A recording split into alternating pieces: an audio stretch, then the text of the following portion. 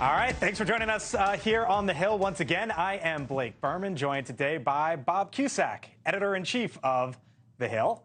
Leanne Caldwell is the co-author of The Washington Post's Early 202 and anchor of Washington Post Live. Scott Bolden is the former D.C. Democratic Party chairman and legal analyst. And Denise Gitsham is a Republican strategist and former aide to George W. Bush. Hello to you all. You got dinner plans tonight, or you got the calendar clear for somewhere between 9 and 11 o'clock? Big debate, obviously, first one of the Republican presidential cycle. Who are you watching? Who are you looking for? I mean, I'm a no-brainer, right? I'm Team Tim all the way. Okay. Look, Tim's a triple threat. He's got more cash in hand than any other candidate except for Trump.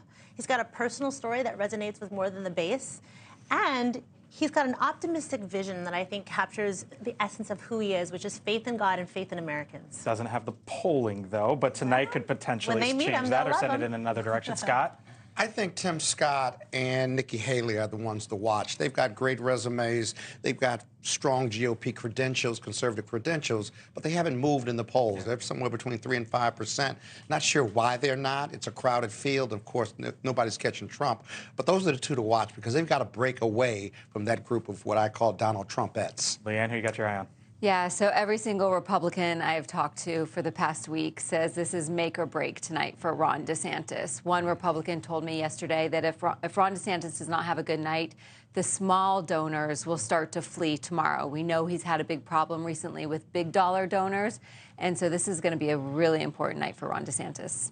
I think you got to look at the brawler. These things are a brawl. I think Tim Scott and Nikki Haley are very good. Are they fighters, though? Mm-hmm. Now, I think you got to be a little negative. So look at Chris Christie. He's a brawler. He's plain spoken. He's doing well in New Hampshire. Don't think he has a path to the nomination, but I think he's a very good debater. And he's fearless. Yeah, exactly. All right, so let's go out now to the site of the first 2024 Republican presidential primary debate.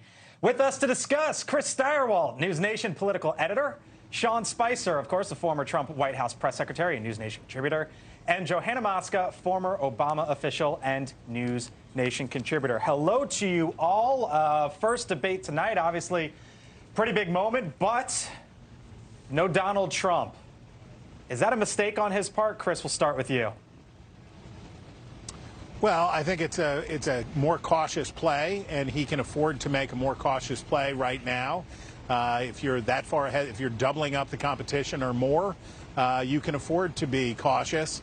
We'll see where it goes from here, and we'll see if anybody can break out tonight. We'll know in hindsight.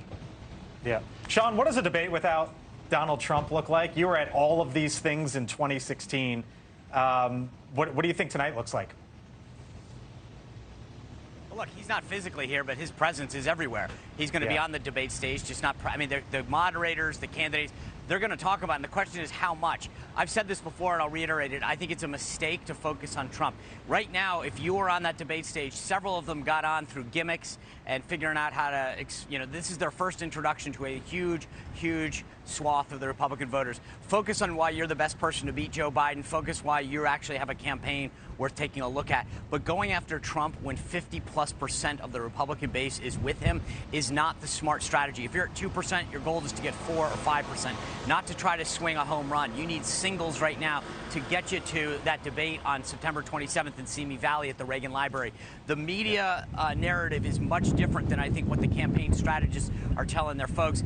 I agree. Look, I think that DeSantis has the most to lose tonight, but my prediction is that memo was a head fake and DeSantis comes out swinging.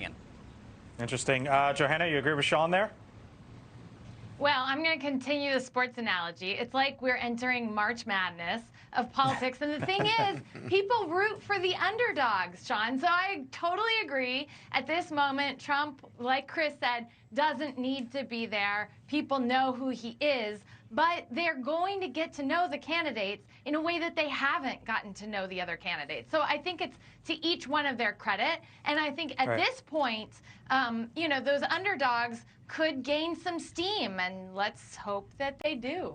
Thanks for watching. Go to newsnationnow.com to find NewsNation on your television provider. And don't forget to subscribe. Click the red button to get more of NewsNation's fact-driven, unbiased coverage.